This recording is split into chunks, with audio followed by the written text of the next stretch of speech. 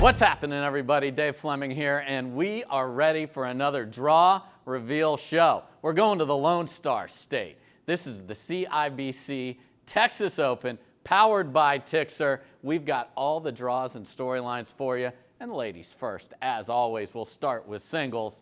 And there she is. She's the queen of the court. And as I love to say, undefeated is undefeated, has not lost in singles in 2024. Just a dominant athlete. She had quite a battle with Paris Todd in Atlanta. We will not get to see that again because Paris is playing in this tournament, but not playing singles. Let's take a look at the draw. There's Annalee Waters up at the top, could have an early battle with Liz Trueluck.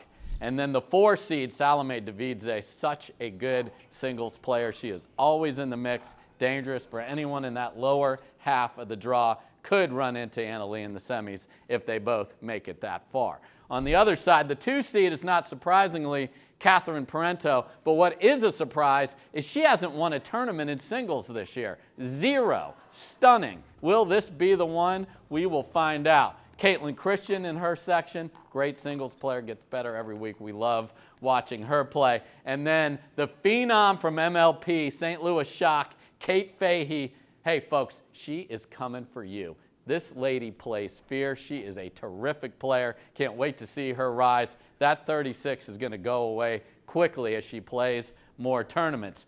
Down below, half of 36 is 18, and that's Jeannie Bouchard looking to get going again. She'll be back in the field. Can she make another run? Did hit a quarterfinal earlier this year in singles. And then the local, Ms. Parker, can you do it again? Down in Houston, she made it all the way to the final. Can she do it again in her backyard? She will have a lot of fans cheering for her. So women's singles is going to be terrific. Now let's go to men's singles. Dave, that ain't Fed, and you promised. Well, here's the deal. The reason I promised is because I thought Fed might get a victory over this guy. It hasn't happened. Ben has beaten Fed 4 out of 4 finals. Fed has made every final, which is ridiculous. And he ascended to number 1, but only for 1 week because this guy came and got him in Atlanta. So Ben John's deserving of this spot. Fed, all you got to do is beat the best player in the world. Let's take a look at the draw. There's Ben Johns at the top. Christian Alshon lurking in his half. Connor Garnett, the 3 seed, such a good singles player. And Dylan Frazier jumped in the pool in singles this year, wins the first tourney of the year. It was a slam in Palm Springs. Hasn't gotten as far since then. Can the 7 seed make some noise? We will find out. Over here we got Fed back as the 2 seed. Again, unbelievable that he's made every final with this draw like this every single week. He keeps doing it. He needs to finish, though, against Ben to try and reverse those standings this week. The other thing that works with the rankings is that Ben won this tournament last year, so he has more rankings points at risk. So he's got to win it to keep them. That's how the 1 and 2 could flip. We'll keep an eye on that throughout the week. Big Papa singles? Yes, that's happening. 47 seed, what a nightmare if you run into that guy playing singles, ripping those serves and the huge forehand. He is in the singles. And then 42 down here. What's happening? No way, Cliff.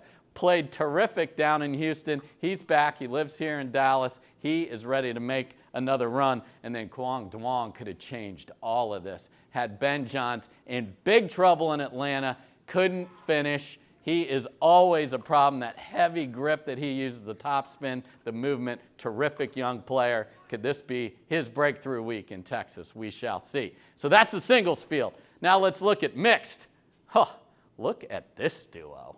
Who is excited to see these two play? Me? Yes, Christian Alshon, Etta Wright. This is going to be a dynamic duo. Let's see what they're going to run into in the draw. We'll start at the top. Annalee Waters and Ben Johns. They won in Atlanta, and they got freaking pickled on Championship Sunday. What is happening, Ben Johns? You've been pickled twice this year in men's doubles and with Annalee, though they cruised on home to victory. Crazy scoreline there. Couple of Seattle Pioneers, Andrea Koop. Colin Johns did hit the medal stand in mixed earlier this year. Let's see if he can get that fire going again. There you see Etta Wright and Christian Alshon. That's going to be fun. They're in a tough section, though, of the draw, so they'll have their hands full there. And then what in the world is going on here with the 3 seed? Anna Bright and Tyson McGuffin. This was 11th hour trying to figure out matchmaking services here to see who's playing and who's not. And that came together. Cannot wait to see what the results of that are. The 14 seed, Callie Joe Smith and Connor Garnett flying all over the place. They are going to be a lot of fun. We got Paris Todd, as I mentioned, is playing. She's with Hunter Johnson. That's a dangerous 27. Could run into Tina Pisnik and Deckel Barr, have been terrific in mixed doubles this year. Over here, Vivian David and Thomas Wilson. No one's having more fun. No one's more consistent in mixed. Very deserving of that 2 seed. No Jack Sock this week. So Catherine Parento jumping in on the other half of the court. That's right, she's playing with the lefty Tyler Leung. How will all that work out? We will find out. And down here at the bottom, Fed Staxrud has been playing more and more doubles at a very high level. He's got Jade Kawamoto this week. We will enjoy watching those two play. So there's the mixed. Now let's get into women's doubles. Hey, we're going to the Texas Open in Rockwall, just outside of Dallas. We got a couple of ladies representing the Dallas Flash. Good friends, practice a lot together, terrific playing together, and they're getting that extra opportunity to play high-level pickleball as members of the Dallas Flash in Major League Pickleball. So they are going to be a handful. Let's see where the draw fits for them.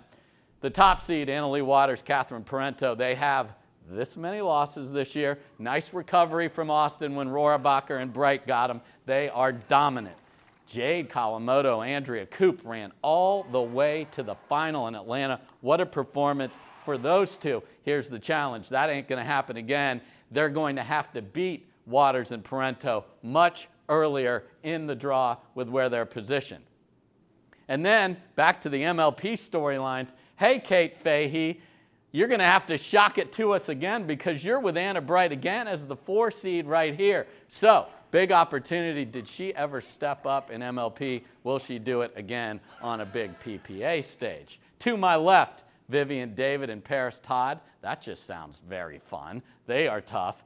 Callie Smith and Lucy Kovalova didn't play together for a while. They're back together as the 3 seed. And then there's the team I have my eye on. Georgia Johnson, Hurricane Tyra Black. Look out down in this section of the draw. So, what a draw. That is why we love women's doubles. Some fun partnerships, and can anyone dethrone that top team? We shall see.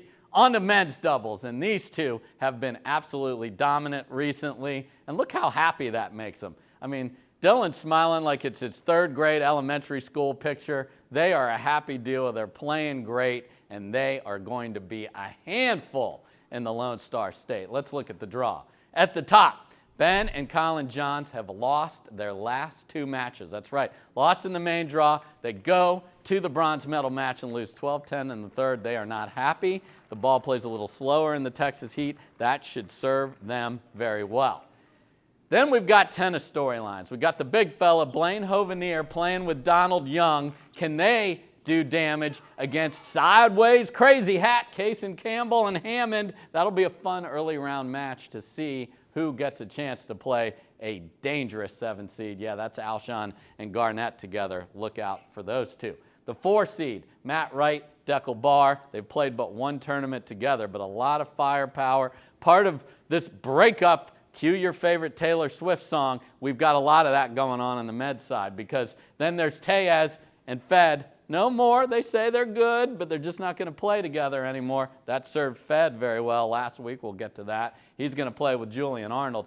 And then look who's back. A.J. Kohler and No Way Cliff. He's going to try and ride the wave of No Way Cliff here in Dallas. He's going to have fans. Can A.J. find that top level? It was hurt earlier this year. We love when he's playing well. Lots of lobs, lots of hands, lots of crab walk. We'll see how he does. But the big story on this side is the youngster, Wyatt Stone, playing with J. Isner. Yes, the big fella, John Isner, is playing some pro pickleball. The #1 server, yeah, more aces than anybody in the history of men's tennis, is going to serve underhand on the 20x44. Very good player. Been on the court many times with him. He wants to make some noise. Somebody's going to be coming out of qualifying and go, excuse me, I play who?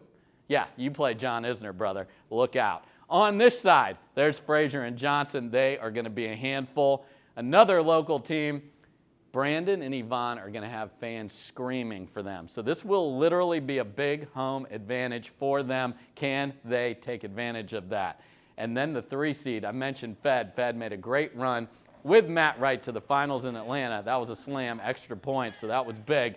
Big Papa Jimmy playing singles and men's doubles, no mix, just taking a break, you know, that's okay. That is going to be wild to watch them play. So a lot of new partnerships throughout this particular tournament. The men's doubles is going to be great. Now let's look at the big storylines. And the biggest storyline from a macro point of view is we're going to be on Fox National. Yes, the big channel. Sunday, June 2nd, 2:30 to 4:30. A big privilege to be on the call. When we are on Fox National earlier this year from Mesa, 500,000 people watching pickleball. Make sure you tell your friends and tune in. That is going to be massive. 1 versus 2. There's a lot of teams that are jockeying at the top, and there's individuals as well.